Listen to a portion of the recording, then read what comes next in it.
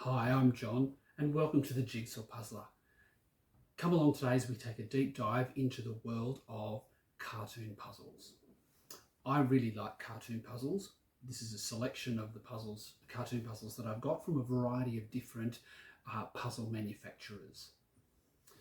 I've just finished this one, That's Life Kitchen, 1000 piece puzzle, and we're going to look at the time lapse of that at the end of this video.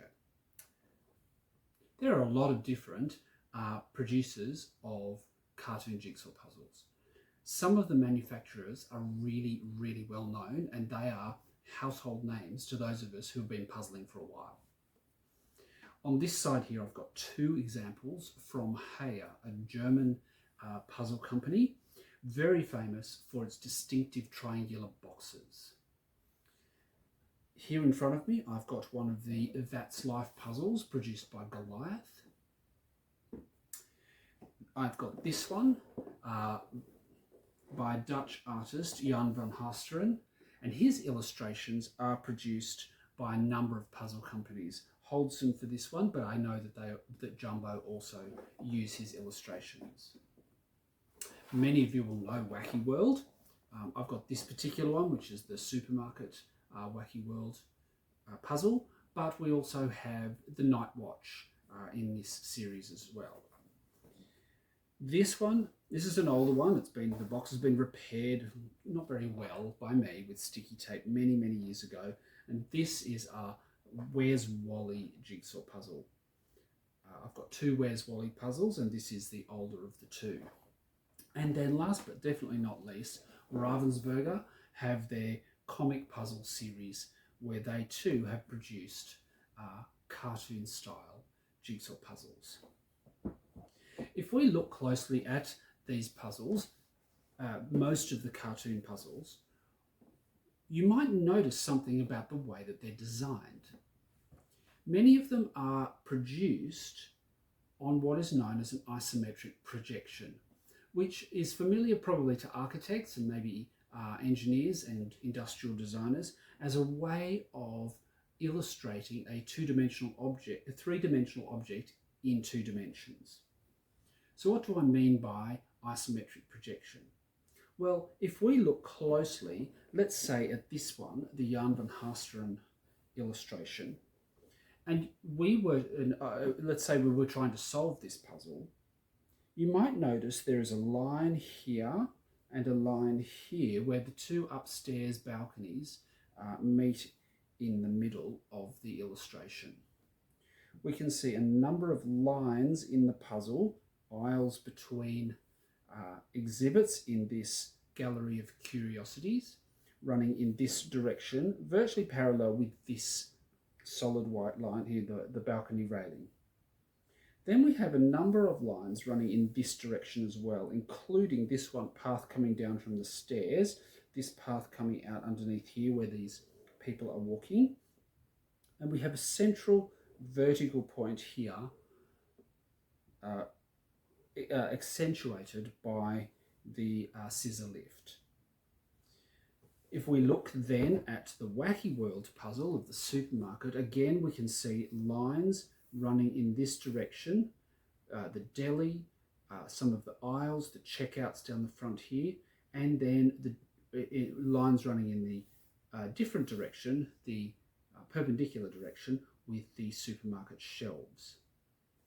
Each of these puzzles, 2, 3, 4, 5, from these 5 brands, use an isometric projection, that is like representing a cube or a building in 3D, but on a 2-dimensional surface. All of these puzzles here use that technique. It's probably easiest seen on the Where's Wally puzzle, actually, where we have the castle siege and we have the whole castle here, where we can see that there's two parallel sides of the castle there, 2 sides of the castle running parallel there, and everything else lines up in one or other of those directions on the picture. Isometric projection is used a lot in video gaming, so world building games, Minecraft, all sorts of video games use that kind of projection to represent a three-dimensional world and allow the game player to move around in that world as if it were a three-dimensional world. This one here, the Ravensburger one, takes a slightly different tack. It's got the vertical line here with this wall, and the film screen in the middle forms this line here, and the wall at the front of where this building is here runs in that direction, and the film screen that way. So we've got these angles, approximately 120-degree angles, forming the focal point there of the illustration. So we have lines going that way and lines going that way. Heyer, on the other hand, don't use this technique for their cartoon puzzles. Heyer use a flat plane which is distorted, or often distorted. Now it's a bit hard to show the whole illustration here. This one is the Monaco Classic, showing the Grand Prix in Monaco, and we see the whole racetrack from this side to this side as it's twisted and curves around. In fact, all 20 cars that would normally take part in a Grand Prix are shown on this illustration, but it's completely unrealistic. Our sense of space is distorted as it wraps around. We do have a line going this way, we do have a line going that way, but on the whole, the space is a lot more warped, and the strict angles, the 120-degree or approximately their angle, is not rigidly adhered to. The only thing is that we do have the verticals. So we've got lines here at different angles as this whole racetrack curves around like this. So they're trying, it's more like a fisheye view rather than an isometric one. In this puzzle, the orchestra, also a Heyer puzzle, we can see, yes, we can see here that it is a face-on view, as if we are looking into a concert hall. We're not, the point of view that we have is not of the audience. We are some omniscient observer looking into the whole concert hall, and we can see the panorama right from the choir and the pipe organ right through the orchestra, down onto the stage, the conductor, and into the audience at the bottom. It's again a distorted view so that everything appears in the frame all at once, whereas if we actually sat in a concert hall, it's harder to capture that entire view all at once. We have a strong line across the front here, we have a strong line across the back of the percussion, we have these verticals up here with the pipe organ, we have the focal point down here with the conductor, as we can see the stairs that come down in the orchestra focusing on the conductor. But the focal point of this picture is not actually the conductor, because if we look at his eyes, follow his eyes over here to the piano, we can see this technician here with a massive bunch of keys trying to unlock the piano, and all sorts of other things happening in this picture. So why do I like cartoon illustrated jigsaw puzzles? Firstly, people often refer to them as busy puzzles. They are, in fact, very busy images. There is a lot to look at and a lot going on in all of them.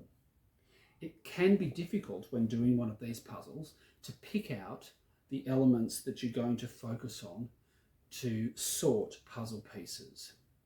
Often different motifs, like this building here, the film screen, the red carpet, the film strip that runs through it all, the purple dinosaur, often only a handful of pieces make up each of those motifs. So there's an extraordinary amount of sorting. If you're somebody who likes to sort all the pieces, busy puzzles are often quite frustrating for you. I don't mind that as much. I like to look for individual motifs and then put those together and then gradually connect the whole puzzle together. As you'll see in the time lapse, with the kitchen, the restaurant kitchen. So yes, they're quite busy illustrations. The other thing I like, a second thing that I like about them is that they show not just a single moment in time or a single picture. Many jigsaw puzzles, of course, like landscapes, photographs of artworks, graphic design illustrations, all sorts of the fantasy art ones. They show a moment in time where a photographer or an artist has captured something in the moment and it has a focus. We look at the thing that is the focus.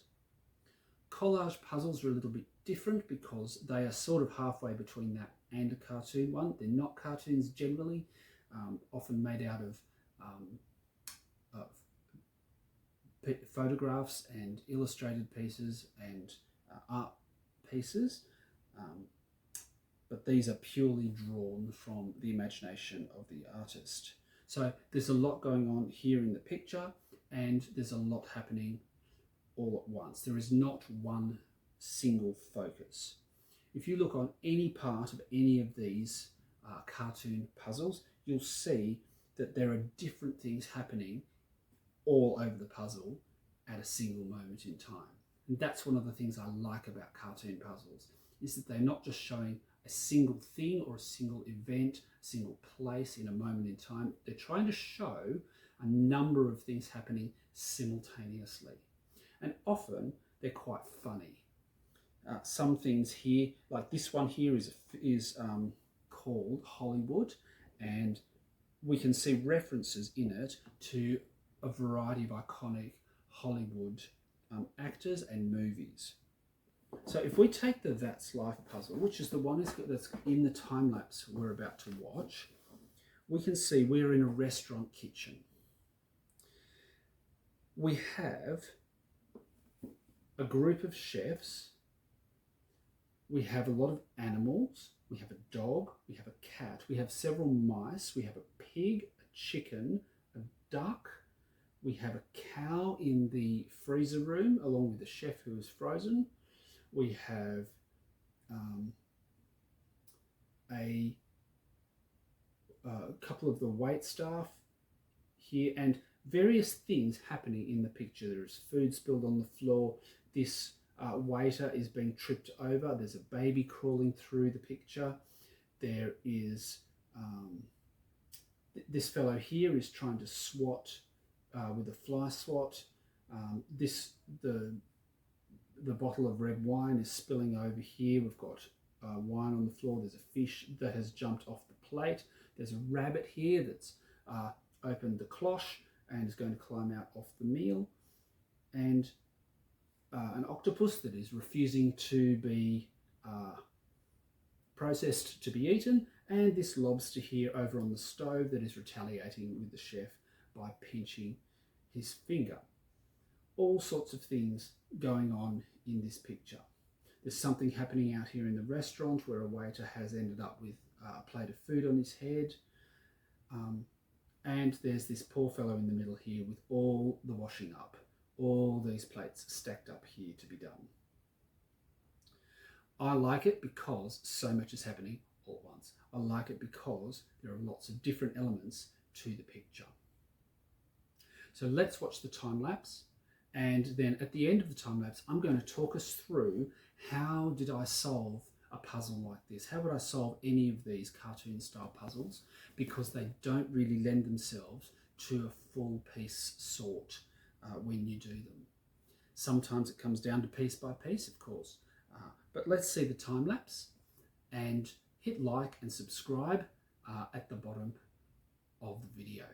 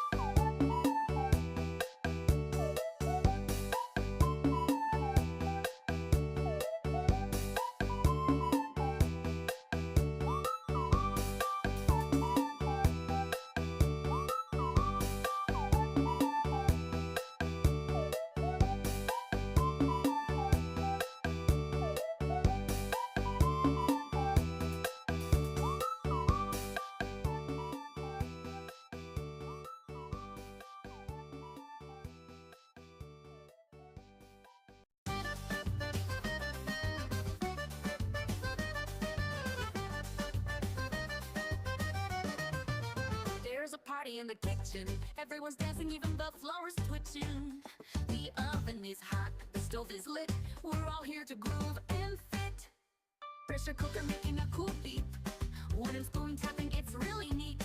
Everyone joins in this dance, even the microwave takes a chance. Party in the kitchen, come have some fun. There's cake, there's cookies and juice for everyone. Party in the kitchen, everyone's here, dancing with the pots and the plates, no fear.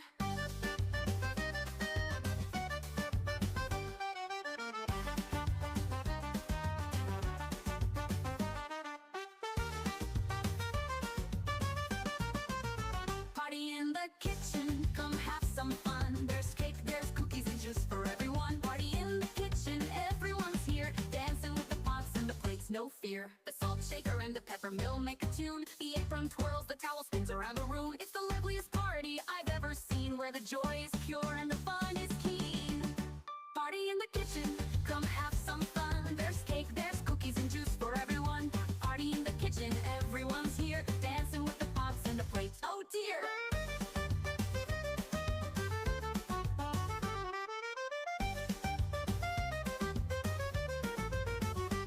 Party in the kitchen, come have some fun. There's cake, there's cookies and juice for everyone. Party in the kitchen, everyone's here, dancing with the pots and the plates, oh dear.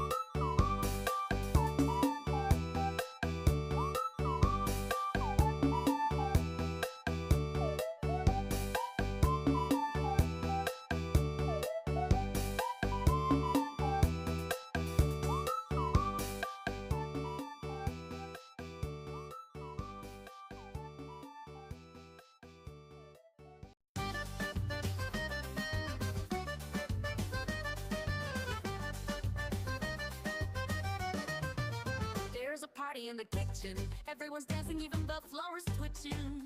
The oven is hot, the stove is lit, we're all here to groove and fit. Pressure cooker making a cool beep, wooden spoon tapping, it's really neat. Everyone joins in this dance, even the microwave takes a chance. Party in the kitchen, come have some fun. There's cake, there's cookies and juice for everyone. Party in the kitchen, everyone's here, dancing with the pots and the plates, no fear.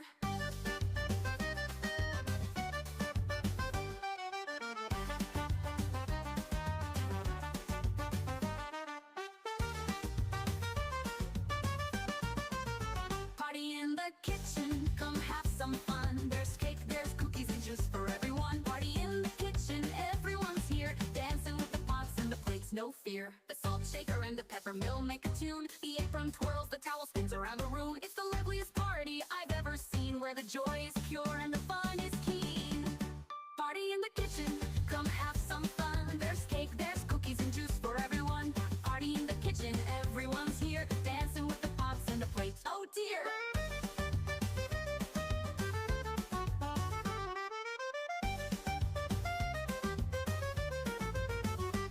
Party in the kitchen, come have some fun. There's cake, there's cookies and juice for everyone. Party in the kitchen, everyone's here, dancing with the pots and the plates, oh dear.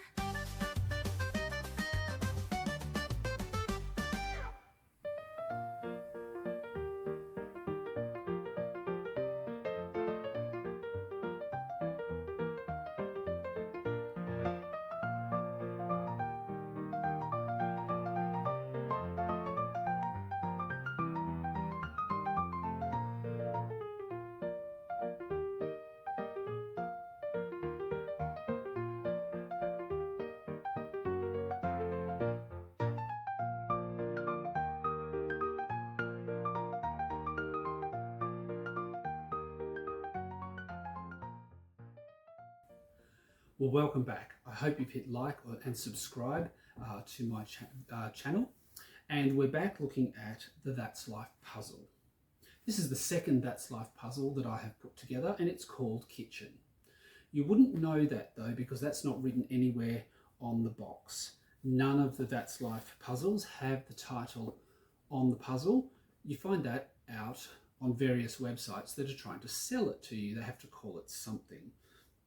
It is 1,000 pieces, and it is of quite high quality materials.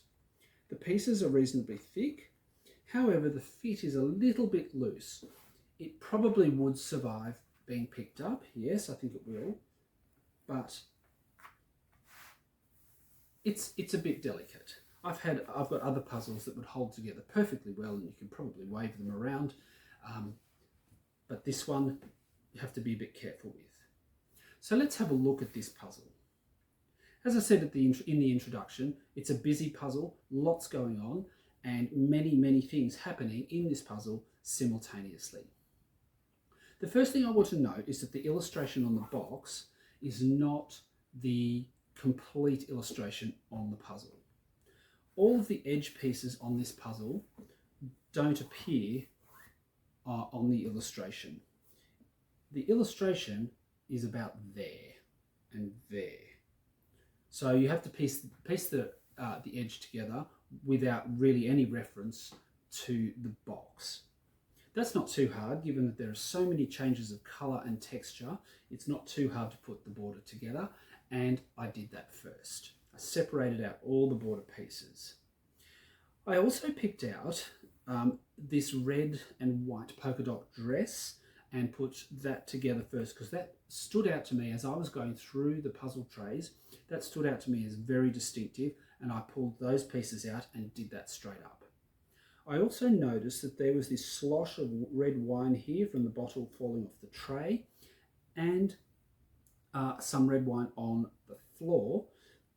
And I found those pieces quite easy to find because that particular red is quite distinctive. It looks like watercolour painting, whereas the rest of it is quite solid red colour, where it appears on all of the other parts around the room. So I did pick those out first. I also tried to pick out some of these brown sections with the straight lines and this smoke up the top here from whatever it is that's boiling over on the stove. The smoke, I found probably half the pieces fairly easily. These areas here with the brown walls, not so much, so I did abandon that. And then I thought, well, I have to really do this motif by motif. But I noticed as I looked closely at it that there are some colours on here which are quite distinctive. So I started with purple. There is a purple set of drawers here, a light purple. There is a different shade of purple here for the hair of the woman who has got the mop in her hand. And then this very dark purple here on the dress and shoes of one of the wait staff. And I think that is, there's this purple curtain here that gives us over the window a view into the restaurant. So it was very easy to be able to pick out all the purple pieces. So I did that and put them in one spot. Then I picked out all the green pieces. Now there are several shades of green here. There's this really pale green here and this lime sort of green here. All the bottles, well, not all the bottles, that's not true. There's a yellow bottle and a blue bottle and a darker green one here, but all these, there's lots of green bottles and bits of green all over it. So and the green octopus is a different shade of green. This cooking pot and these boxes up here, they're a different shade of green again. So I was able to pull out all the green and put them to one side. I also put aside all of this pattern, this striped pattern here that represents the plates stacked up in the washing up. They were quite easy to find, so I pulled those out. And then I also noticed that there's 1, 2, 3, 4, and a very small blue and white checked area. So they weren't too hard to find, and I pulled pieces out for that. So I started to do each of those bits in turn. I then pulled out the yellow section, so we've got her hair here, which is quite bright yellow. We've got some golden yellow components as well. And I just worked colour by colour. And then I noticed this waitstaff member is in pink, pale pink, and there is some pink over here with this person, and a purpley pink background to the washing up. So I was able to pull those bits out and do them really, really easily. And after that, it was just a matter of going around and pulling out the various parts of the image in turn. Strangely enough, one of the easiest parts to do were the black parts. Often in a puzzle, you might get a section of black and it's practically impossible to do, but this one, you can pull the black out very, very easily and put it together. So the jackets of 1, 2, 3, 4, 5, 6 wait staff. You've got some black here with the smoke, and you've got some very dark grey areas as well, which are almost black to put together, and that gets those done. Pretty much once you've worked your way around each colour in turn and put together as many of the components as possible, then doing a large section like the floor and the walls becomes a lot easier, because a lot of these pieces have sections of the floor done or the wall in them. You're left with very little which is not unique. Even the shades of brown for the walls and the drawers and this bench down here, slightly different shades of brown, different shades of grey from up here to the stove to this person's outfit, all different shapes and colours and textures. Occasionally you have a cute little motif here, like this children's drawing of a chef on the uniform of this staff member. But they're just little signals, one-off things in the pictures. These pictures, cartoon pictures, often have lots and lots of one-off textures or colours or motifs like that. So once you find a couple of bits, you probably found all of it. This did not take me a terribly long time to do, a couple of hours at the most. Really enjoyable, such a pleasure to do. I bought this one secondhand. It's complete, no missing pieces, so I'm very pleased about that. And I would recommend the That's Life series as a way of getting into cartoon style puzzles that are not terribly difficult. You can see that even though the illustration is quite small and the box is quite small, the faces and the elements in this picture are reasonably large. They're not tiny and very fine detailed. And that really helps, particularly if you're not used to doing very busy puzzles like this. So that is That's Life Kitchen. Like and subscribe underneath the video. I'd appreciate knowing who's watching my YouTube channel, and comment below and tell me what style of puzzles you enjoy doing most, and if you have a favourite cartoon puzzle to do, I'd love to know that too. Thank you for watching.